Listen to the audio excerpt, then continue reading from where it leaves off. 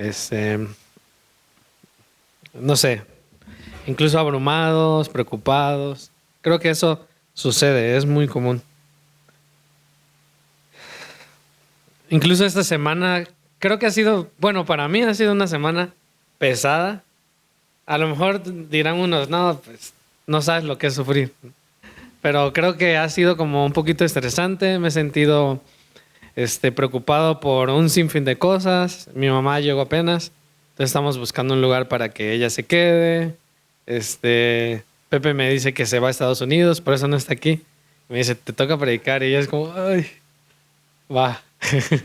Bueno, gracias a Dios porque me permite estar aquí.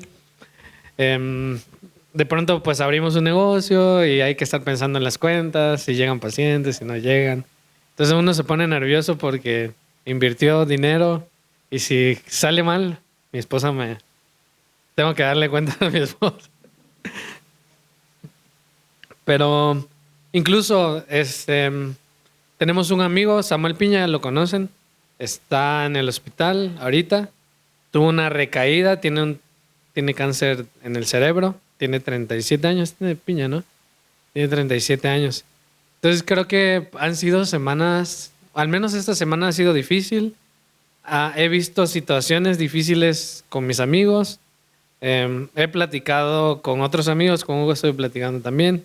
Y de pronto creo que es muy normal, ahora que me doy cuenta, de que digamos, estoy bien, pero sí hay algo por ahí. Hay algo que nos preocupa, hay algo que no digo que no debamos de hacerlo, sino más bien, pues creo que es muy normal para nosotros.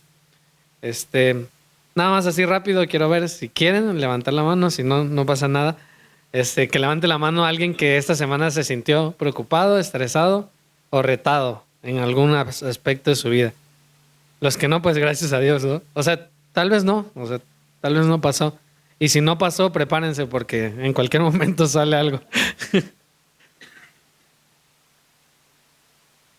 Am, ha sido complicado. Creo que es un momento complicado, pero también hemos visto parábolas. Hemos estado hablando de parábolas de Jesús y justo todas las parábolas de las que hemos hablado han venido en secuencia, han venido, creo que nos están hablando acerca de un mensaje, ¿no?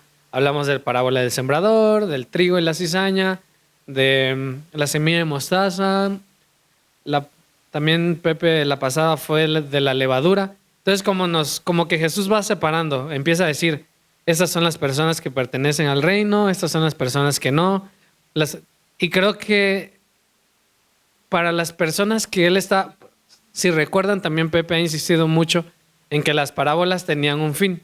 Yo antes había escuchado mucho que Jesús era un buen orador, que creo que sí lo es, pero que decían, es que decía por parábolas para que la gente los entendiera y fuera muy fácil, pero la Biblia sí es muy específica en eso. Jesús usaba parábolas para velar el entendimiento de las personas que lo escuchaban. Y solamente era revelado para los hijos del reino, para la gente que el Espíritu Santo decidía revelarles. Pero realmente las parábolas de pronto eran muy confusas. Y pues a lo largo de estas parábolas, creo que mucha gente estaba pensando algo erróneo de seguir a Jesús. Y era que con Jesús, pues obviamente es el Hijo de Dios, les iba a ir bien, ¿no? Y que no iban a sufrir, que no iban a pasar cosas, pues Jesús viene a dar esperanza, viene a dar amor, y eso es real. Pero a veces tenemos esa idea errónea de que el hecho de estar en la iglesia es algo, un amuleto que me protege de que no me vaya a pasar algo malo, de que no me vaya a sentir triste, de que no vaya a pasar dificultad. Entonces creemos que estar con Jesús significa no sufrir eso, no pasar eso. Pero yo creo que la vida y todo lo que conlleva el reino es mucho más profundo, por eso no es así. Porque si no estaríamos con Dios por conveniencia, si no pasáramos dificultades, si no pasáramos problemas, estaríamos con Dios condicionados nada más a que me va a ir bien y voy a estar con Él, ¿no? Y aparte pues vivimos en un mundo de pecado, de tristeza, de odio, de enojo, y es evidente que vamos a sufrir, vamos a pasar esas cosas porque estamos en un mundo así, un mundo caído que necesita de Dios. Y pues quiero hablarles ahora de otra parábola. De hecho, son dos parábolas. En teoría debería haberlas explicado separadas, pero si las leemos rápidamente pareciera que hablan de lo mismo. Y a mí pues me llamó mucho la atención la forma en que se escriben estas parábolas. Y realmente Jesús nos está diciendo continuamente con estas parábolas, el reino de los cielos es semejante a. Jesús quiere que entendamos qué es lo que significa el reino de los cielos para nosotros y cuál es el propósito. Y en estas parábolas, insisto, a veces creemos que seguir a Jesús es que todo nos va a ir bien. Pero Jesús sabía que en el mundo, y de hecho lo dice la Biblia, no recuerdo dónde, dice, en el mundo van a tener aflicción, pero aquí hay una palabra esperanzadora, que yo creo que era lo que Jesús quería decirnos. El reino de los cielos significa algo para tu vida. Estar cerca de Dios significa algo para tu vida. Tú necesitas de esto, porque cuando pases dificultad, cuando pases algún problema, el reino de Dios va a ser lo que te va a sostener. ¿Qué es el reino de Dios? Cuando hablamos de la Biblia es algo, creo yo que es como los multiversos, como que todo significa una cosa y esa cosa significa todo. Entonces, porque hablamos de que Dios es todo, ¿no? Entonces es bien complejo entender esto. Pero, em, ¿qué es el reino de Dios? ¿A qué hace referencia el reino de Dios? Podemos pensar que el reino, sí, y creo que es correcto, es como, si lo vemos a las películas, es un reino donde habita gente, donde todos son parte de eso. Hay una parte en la Biblia que dice que el propósito, el misterio que estaba escondido desde antes del inicio de los tiempos era reunir todas las cosas en Cristo. Entonces, todas las cosas tenían que ser reunidas en Cristo.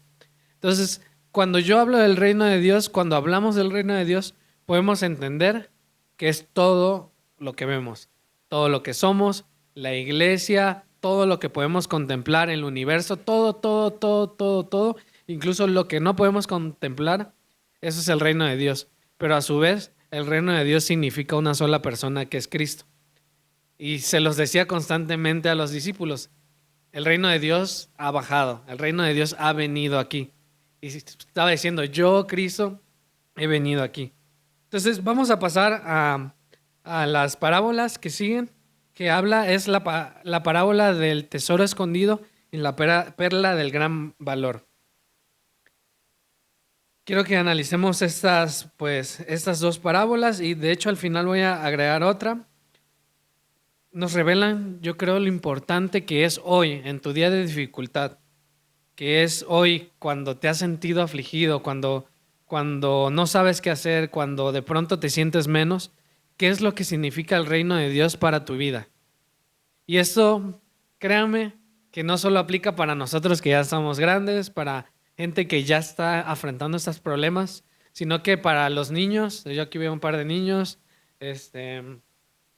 significa algo muy importante. Cuando el reino de Dios es evidente y es presente en tu vida, créeme que muchas cosas que vas a ver en el futuro van a ir moldeándose. Vas a ver cosas que a veces de pronto ves en los adultos y dices, yo no quiero ser así. Pero el reino de Dios es importante para ir moldeando nuestro carácter, nuestra perspectiva de vida, nuestra forma de hacer las cosas. Entonces vamos a ir a Mateo 13:44. No sé si alguien me quiere ayudar a leer. Mateo 13:44. Y esta parábola es la primera, que es la del tesoro escondido. De hecho, es una parábola muy cortita. Son dos parábolas que son muy cortitas. Yo creo que no me tardo nada hoy. Hoy nos vamos tempranito. Es la parábola del tesoro escondido. Mateo 13:44.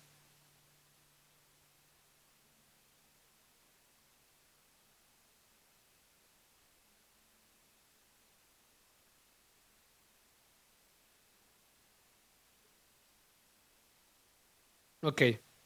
Vamos a ir rápidamente. ¿Quién es quién? Insisto, para los que no han estado como constante, las parábolas representan personajes pasados a la iglesia, a ti como persona, a Jesús mismo.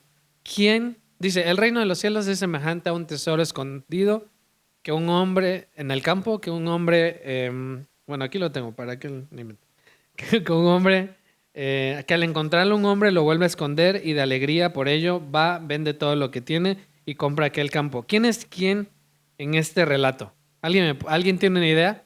¿Quién es quién en este relato? A mí me causó mucha curiosidad la forma en que está descrita, porque dice, el reino de los cielos es semejante a un tesoro escondido en un campo que al encontrarlo un hombre. Se me hace raro porque yo digo, ¿por qué lo escribieron así? ¿Por qué no mejor escribieron el reino de los cielos es semejante a un hombre que encontró un tesoro escondido? No sé si pueden percibir que está medio raro el acomodo ahí.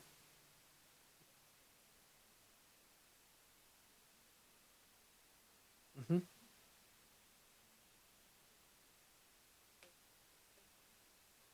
Ok. Sí, de hecho es específicamente eso, pero vamos a ver qué es el tesoro. ¿Quién es el tesoro aquí? Ok, el tesoro es Jesús. ¿Y quién es el hombre? Porque dice es que un hombre encontró. Ok, nosotros. Dice, de alegría lo vuelve a esconder y de alegría por ello va, vende todo lo que tiene. Y yo creo que eso es una historia personal. Esa es una historia de cada uno de nosotros. No sé si alguien recuerda ese momento cuando sintió esa emoción de conocer a Jesús. ¿Recuerdan? A lo mejor han sido varias veces. Han sido varias veces que nos hemos emocionado. Pero ¿recuerdas ese momento en cuando te encontraste con Cristo y te hizo sentir cosas que nunca habías sentido? Te hizo sentir esperanza, te hizo sentir que realmente valía la pena todo lo que estabas pasando y todo lo que estabas afrontando. ¿Recuerdas ese momento cuando Cristo cambió tu manera de pensar y radicalmente cambió y empezó a dirigir tu vida y a cambiar todo tus actitudes y todo lo que estabas haciendo? Ese fuimos nosotros. Y a lo mejor podríamos decir que aún no hemos experimentado eso, pero este puede ser tú también. Dice, encontró un tesoro escondido, el amor de Dios. Y el amor de Dios se puede ver reflejado en muchas cosas. Ese es un tesoro que hemos encontrado y que de pronto hemos despreciado. Y yo creo que el ser humano de pronto es así de, ay, me quiero comprar el iPhone 16, como hizo mi amigo ayer. Y a mí me ha pasado, ¿no? Quiero una consola, la Play 5, ¿no? Y a mí me encantan los videojuegos. Pero ¿qué pasa cuando ya pasan 3 meses que la tienes ahí? Pues ya te aburre. Me acuerdo de la primera vez que compré este teléfono, para ponerlo en la mesa, pues así de, ahí está. Y no se me vaya a caer. Y ya ahorita agarro y lo aviento en el gimnasio, lo aviento al suelo. Entonces, como que de pronto el valor que le atribuimos a las cosas se vuelve efímero. A veces lo vemos como una cosa de gran valor, pero de pronto, pues, no sé, la vida, el ruido, el piloto automático de la vida empieza a restarle valor, pero el tesoro sigue ahí. Y me llama la atención que este hombre no solamente, yo me pongo a pensar, encontró un tesoro. ¿Qué haríamos nosotros si encuentran un tesoro? Pues lo sacamos, ¿no? Nos los llevamos, nos los gastamos. Pero dice que este hombre compró el campo. Y yo digo, ¿para qué gastar? Dice, vendió todo lo que tenía. ¿Y para qué gastar todo lo que tenías? Si pudiste haber sacado el tesoro y comprar otro campo, a lo mejor más cerca de la ciudad, a lo mejor en el Carmen, o, o no sé. Pero yo creo que ese tesoro, obviamente es una parábola, es una similitud a lo que es en nuestra vida. Dice, compró el campo. ¿Y qué significa? Es lo que yo creo. ¿Qué creo que significa esto? Dice, compró el campo. ¿Qué quiere decir? Si tú compras un terreno, ¿qué haces? Construyes, te vas a vivir ahí. No nada más vas a comprar el terreno y sacas el tesoro y listo, ¿no? Sino que yo creo que cuando él encuentra esto que significaba mucho, construyó ahí. ¿Y qué significa para nosotros? Cuando nosotros encontramos a Cristo, cuando nosotros encontramos a Dios, cuando experimentamos el amor de Dios, el Evangelio, creo que hay una decisión muy inteligente que podemos tomar. Y es construir todo lo que hacemos, cada decisión que tomamos. cada cosa que buscamos, construirla en ese gran tesoro que es Cristo, en ese gran tesoro que es la palabra de Dios. No podemos encontrar ese tesoro y decidir tomarlo y gastarlo como el hijo pródigo lo hizo, sino que es un tesoro que te sirve para toda la vida. Y sobre todo dice, y lo vendió todo. ¿Qué quiere decir? Que nosotros ahorita gastamos en el negocio, por ejemplo, y gastamos mucho, ¿no? Entonces prácticamente pones toda la carne al asador diciendo, esto va a funcionar. Y yo creo que eso mismo hizo esta persona, vendió todo lo que tenía y dijo, esto vale la pena.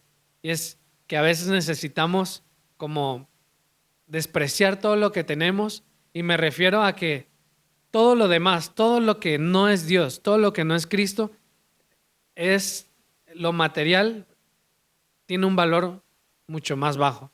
Y a veces ponemos a Dios debajo y lo material, las cosas, y es por eso que a veces surgen preocupaciones y, pues empezamos a ver a Dios pequeñito. Y es que, como les decía, el valor que le atribuimos a las cosas como seres humanos puede ser subjetivo.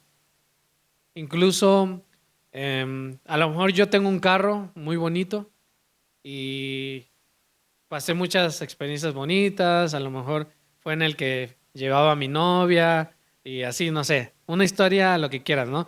Y cuando lo quiero vender, le digo, pues estoy pidiendo 100,000 pesos porque significa mucho para mí, pero estoy seguro que la otra persona, pues no significa lo mismo el coche para él, ¿no? Entonces, cambia, entre persona y persona vamos cambiando lo que vale, porque es una cuestión de perspectiva, incluso en el matrimonio. Estaba viendo una estadística que el 15% de los matrimonios bueno, los divorcios más bien se llevan a cabo por problemas financieros, por diferencias de decisiones financieras. Entonces, a lo mejor a mí se me hace una buena idea comprarme una consola de videojuegos, una moto. No sé, como... Y digo yo consola porque es un ejemplo así muy burdo, ¿no? A lo mejor como hombres, algunos les tienen otros gustos, comprar equipo de sonido. este, y, y como mujeres, a lo mejor de pronto pues tener la licuadora ninja o no sé. Obviamente hay una gran variedad de cosas. O, o las cortinas de la casa. Creo que a las mujeres tienen otras cosas, ¿no? Entonces ahí es donde empieza. No, es que el dinero lo tenemos que usar para esto y esto. Pero como para cada persona el valor de las cosas es diferente. Pero Jesús no es superficial. Jesús es Dios. Jesús ve más allá. Y Jesús ve realmente el valor de las cosas. Y Él nos está diciendo otra vez, este tesoro que tú ya encontraste, esta palabra que tú ya escuchaste, es importante para tu vida, es importante para todo lo que haces. Pero voy a seguir con la siguiente parábola porque si no me voy a tardar mucho, y es la perla de gran valor. Vamos a ir a Mateo 13, 45 y 46. Si alguien me ayuda a leerla. Si se dan cuenta y ahorita leyéndolo, pareciera que se habla de lo mismo. Y la verdad es que sí, sí, sí, parece. Pero hay un detallito ahí muy pequeño. ¿Alguien me ayuda a leerla? Es Mateo 13, 45, 46.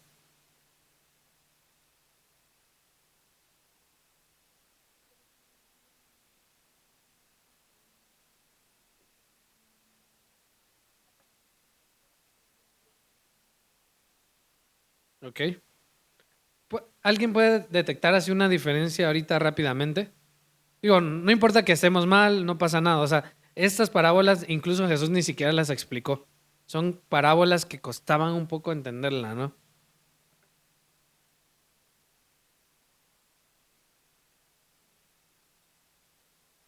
No, de hecho creo que en esta también la compró.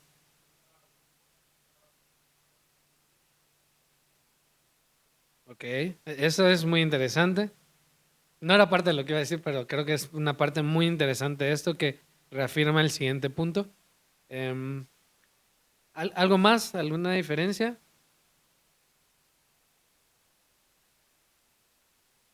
Bueno, yo creo que esta es la forma...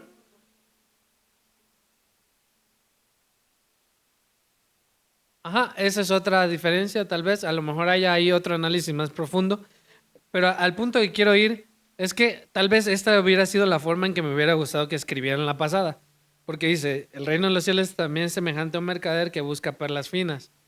Y el otro era, el reino de los cielos es semejante a un tesoro que un hombre encontró. Y si se dan cuenta, hay un orden diferente ahí. O sea, primero habla un tesoro. Entonces creo que, no sé si sea la interpretación adecuada, pero creo que es muy específica la parábola. Y dice, la primera, el reino de los cielos es semejante a un tesoro. Jesús es semejante a un tesoro. Y ahora nos está diciendo muy directamente, el reino de los cielos, Jesús también es semejante a un mercader. Ya no está, ya en esta parábola, ya Jesús no es el tesoro, no es la perla de gran valor. Ahora se cambió el papel. Dice, el reino de los cielos es semejante a un mercader.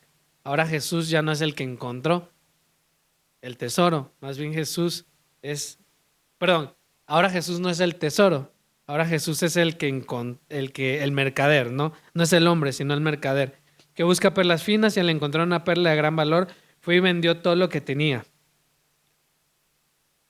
En esa palabra, como les decía, parábola, no somos nosotros el mercader, sino es Jesús. Y es algo como nos decía David, que reafirma este punto, Él es quien nos buscó ahora. En ese momento nosotros encontramos por gracia algo, pero ahora nos dice esta parábola. Pareciera que hablan de lo mismo, pero nos dice, el reino de los cielos es Jesús que te buscó a ti y que te encontró y cuando te vio, dice, no le importó nada, vendió todo lo que tenía y te compró. ¿Qué hizo Jesús en la cruz? Nos compró, se despojó de todo lo que tenía, él tenía reinos, potestades sobre todo, y se hizo hombre, se hizo semejante a nosotros para comprarnos por precio de sangre porque lo necesitábamos. Y aquí es a donde quiero llegar. La perla somos nosotros, en este caso. Jesús es el mercader. Y entre la investigación que llevé a cabo, me pregunté cómo se producen las perlas.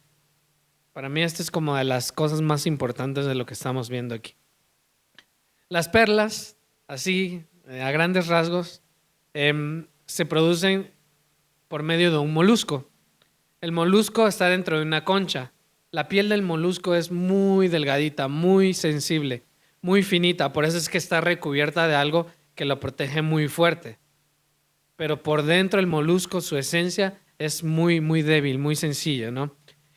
De vez en cuando puede entrar un granito de arena, una pequeña piedrita, una astilla de alguna conchita que haya estado en el mar, puede entrar dentro de él. Entonces, ¿qué hace? Lastima esa piel que es muy sensible. Y en ese sangrado,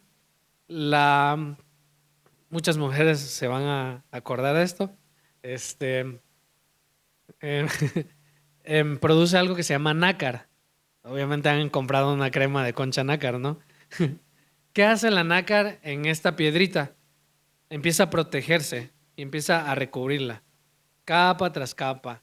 Y hay perlas que pueden durar hasta 10 años en formarse capa tras capa.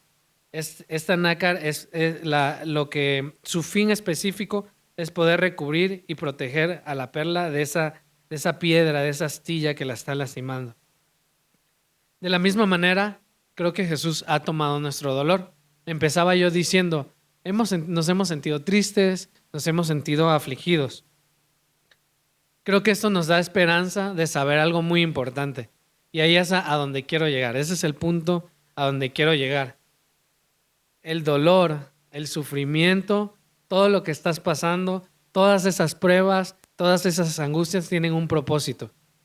Tienen un propósito porque Jesús está buscando perlas preciosas que normalmente, difícilmente van a ser formadas de una forma espontánea, sino que muchas veces llevan un proceso de dolor. Y te lo quiero decir nuevamente, tu dolor hoy, cuando encontraste el reino de los cielos, cuando tomaste en serio eso de gran valor, tiene un propósito. Tiene un propósito que nos moldea, que nos reafirma, que nos cambia, que nos transforma. Yo creo que sí, podemos hacer un ejercicio. Yo ya no uso Biblia así, de hecho tengo como tres nuevas y nunca las he abierto. Uso siempre mi teléfono, uso siempre mi teléfono. Pero si hiciéramos ese ejercicio de agarramos un color rojo, ¿no? Vamos a, si quieren háganlo cuando vayan leyendo, esto puede ser bueno para ustedes. Cuando lean sus Biblias y se topen una historia donde algún hijo de Dios pasó dificultad, márquenla, márquenla, márquenla. Entonces vamos a encontrarnos a Moisés, vamos a encontrarnos a David, Job, por ejemplo, vamos a encontrarnos a Abraham, vamos a encontrarnos a... Creo que puedo decir un nombre al azar y esa persona sufrió. Dígame un nombre así al azar. José sufrió, Pablo también sufrió. Pablo, por ejemplo, decía, Dios, ya no puedo más, quítame este aguijón. Y a veces eso le pedimos a Dios. Quítame este dolor que estoy sintiendo. Yo ya no quiero sufrir más. ¿Y qué le contestó Dios a Pablo? Dice, bástate en mi gracia porque en tu debilidad, en ese momento cuando te sientes débil, se perfecciona mi poder. Y si hacemos este ejercicio de marcar todo en rojo, nos vamos a encontrar una Biblia llena de sangre. De sangre por el color rojo, ¿no? Pero sobre todo me refiero a lleno de dolor, lleno de pruebas. Pero si vemos a esas personas cuando pasaron por el fuego y las vemos al final, cómo Dios fue transformando su carácter. Yo veo a Pedro, por ejemplo, Pedro que era bien necio y era así, y Jesús le estaba diciendo y le dice, aléjate de mí, Satanás. Le decía a Pedro, así bien fuerte. Y cómo Pedro, en un punto de su vida, murió crucificado, de cabeza. Entonces, ellos encontraron ese tesoro de gran valor. Ese tesoro que en medio de la dificultad, en medio de los problemas, iba a servir para poder crear perlas preciosas. Y eso es lo que Jesús está buscando hoy. En David, cómo se formó en medio de la persecución, Saúl lo estaba persiguiendo. En José sus hermanos lo mandaron a la cárcel, lo vendieron, lo abandonaron. ¿Y hasta dónde llegó José? Moisés, nadie le hizo caso y se fue al desierto. Y ahí Dios tuvo un proceso, se encontró con la zarza y hubo un proceso en él. Pero tenemos un mayor ejemplo de sufrimiento. Alguien que lo dejó todo, ese mercader que dejó todo, se despojó de todo y te compró. Sufrió en la historia de Jesús, dice que se quedó callado mientras lo insultaban, dice que lo estaban abofeteando a Jesús y le decía, mira el rey de los judíos, no puedes ni saber quién le está pegando. Y lo escupían, lo insultaban.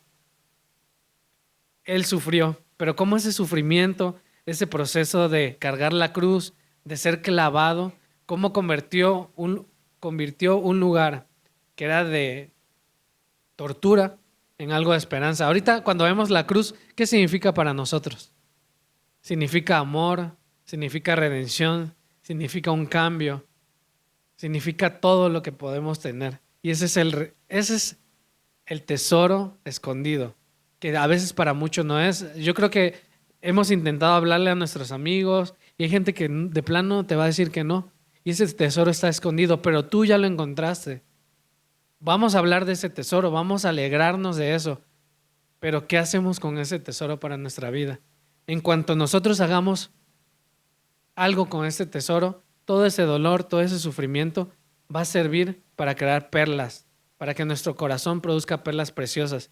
Y es que todo eso hay que fomentarlo, hay que trabajarlo. ¿Cuáles son los frutos del Espíritu? Amor, gozo, paz. Pero, ¿cómo aprendes a amar? ¿Cómo? Queriéndonos a mí mismo. Sí, queriendo. Pero ¿cómo aprendemos a amar realmente? Es fácil amar a quien nos quiere. ¿Cómo aprendemos a amar cuando esa persona que nosotros amábamos no nos pagó con la misma moneda? Nos trató mal. Y ahí es donde aprendemos a amar porque a pesar de cómo me trató esa persona, yo perdono. ¿Cómo trabajamos el gozo en nuestra vida? ¿Cómo aplicamos ese gran tesoro en nuestra vida? Cuando estamos en dificultad, cuando no tenemos nada que comer, cuando vemos que de pronto la despensa no va a alcanzar. Cuando sabemos que Cristo, cuando sabemos quién está con nosotros, ahí es donde realmente empezamos a cultivar el gozo. Porque si siempre nos fuera bien, yo creo que lo primero que haríamos es darle la espalda a Dios. Pero en nuestra debilidad, en nuestros problemas, en nuestra angustia, se perfecciona su poder. Estas son las dos parábolas que seguían. Pero quiero terminar rápidamente con una última, que creo que hace referencia a ese proceso que estamos pasando como iglesia, porque sé que tienen dificultad. Sé que incluso probablemente no hay una lucha con las tentaciones, pero algo que yo vivo y supongo el psiquiatra no me dejará mentir. No, pero esa batalla mental que es día a día, esa batalla mental que te dice haz esto, que te dice también no puedes, eres tonto, que te puede decir un montón de cosas, que te dice bueno, no pasa nada, hazlo, ve, tómalo. Entonces, esa es la dificultad, pero tenemos que permanecer en Cristo y esto nos lleva a un punto. Cuando tenemos a Cristo nos lleva a un punto. Vamos a leer una última parábola y es donde Jesús nos habla del verdadero reino y qué es lo que tendríamos que hacer como cristianos. Voy a leerla.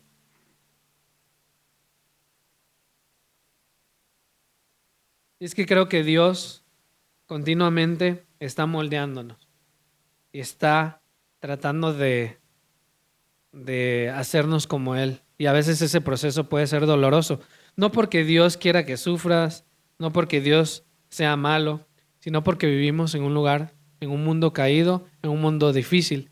Pero Dios utiliza esas cosas para promoverte, para llevarte a otro lugar, para hacerte crecer. Dije, les voy a dar el contexto rápido. Jesús estaba la Santa Cena. Si recuerdan, la Santa Cena se llevó a cabo antes de que Jesús fuera entregado, ¿no? Y pues estaban todos los discípulos, ya Jesús se los había dicho muchas veces, pero no tenían ni idea de lo que iba a pasar. Entonces, supongo saliendo de esa Santa Cena, van caminando porque iban a orar. Creo que era Pedro y Juan que iban a orar con él.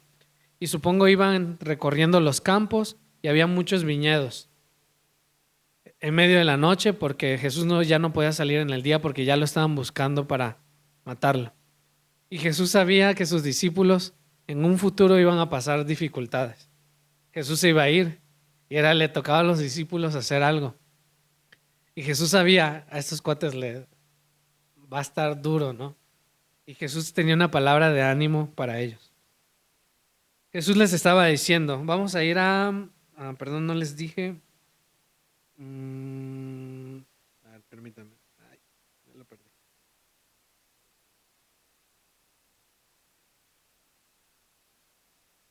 Perdón, es que ya lo perdí. Pero es Juan 15 y ya con eso acabamos. Juan 15. Jesús sabía lo que iban a pasar sus discípulos y creo que eso es algo que Jesús nos está diciendo hoy. Yo soy el tesoro. Yo a través de las dificultades voy a sacar algo mejor en ti. Pero solamente cuando tomas en serio este tesoro, tú puedes llegar a ese lugar, a promover. Jesús le dice a sus discípulos, sabiendo lo que iban a sufrir, sabiendo lo que venía, les dijo, yo soy la vid verdadera y mi Padre es el labrador. Todo pámpano que en mí no lleva fruto lo quitará, y aquel que lleva fruto lo limpiará, para que lleve más fruto. Ya vosotros estáis limpios por la palabra que os he hablado. Permaneced en mí y yo en vosotros. Como el pámpano no puede llevar frutos por sí mismo, si no permanece en la vid, así tampoco vosotros, si no permanecéis en mí.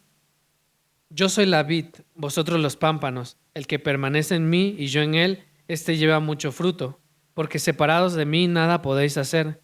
El que en mí no permanece será echado fuera como pámpano y se secará, y los recogen y los echan en el fuego y arden. Si permanecéis en mí y mis palabras permanecen en vosotros, pedid todo lo que queráis y os será hecho. En esto es glorificado mi Padre, en que llevéis mucho fruto y seáis así mis discípulos, como el Padre me ha amado. así también yo os he amado. Permaneced en mi amor. Si guardareis mis mandamientos, permanecereis en mi amor, así como yo he guardado los mandamientos de mi Padre y permanezco en su amor. Estas cosas os he hablado para que mi gozo esté en vosotros y vuestro gozo sea cumplido.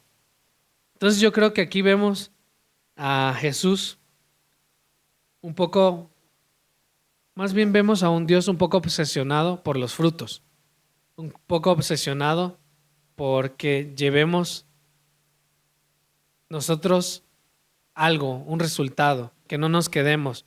Si se dan cuenta, habla de los pámpanos que no dan frutos y los que sí, hablan de la misma cosa.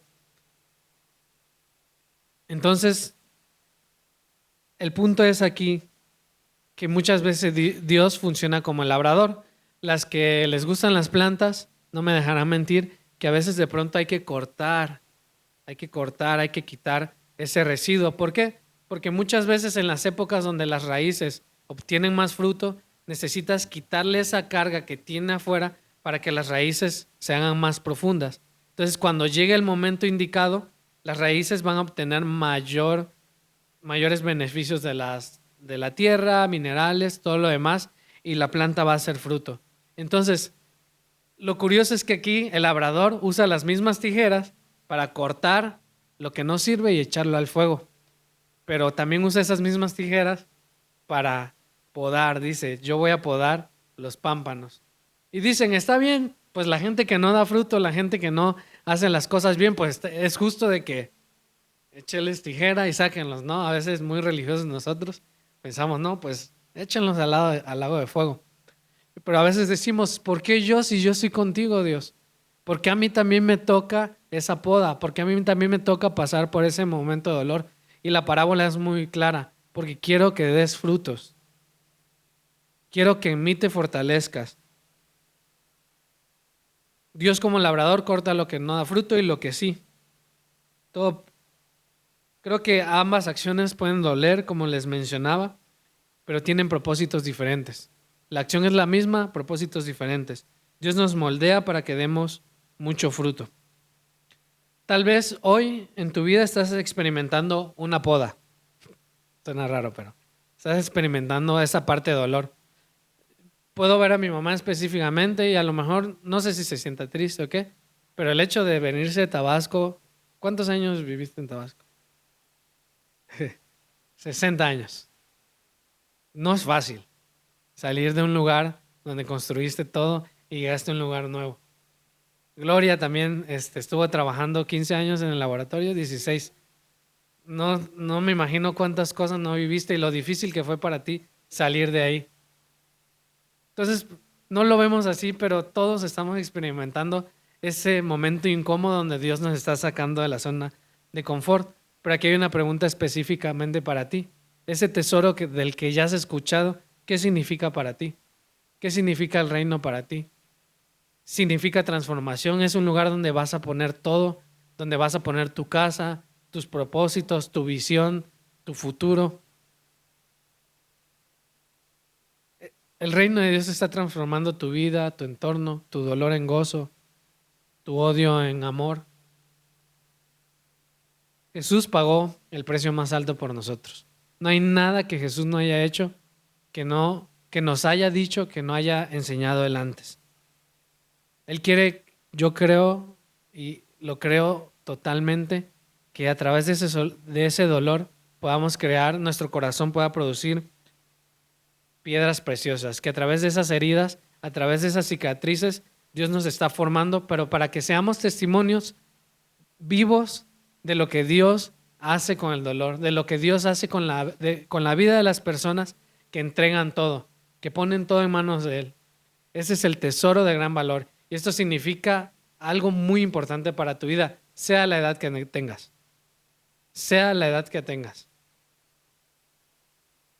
Si lo entiendes hoy desde más pequeño, en un futuro se lo vas a agradecer a Dios.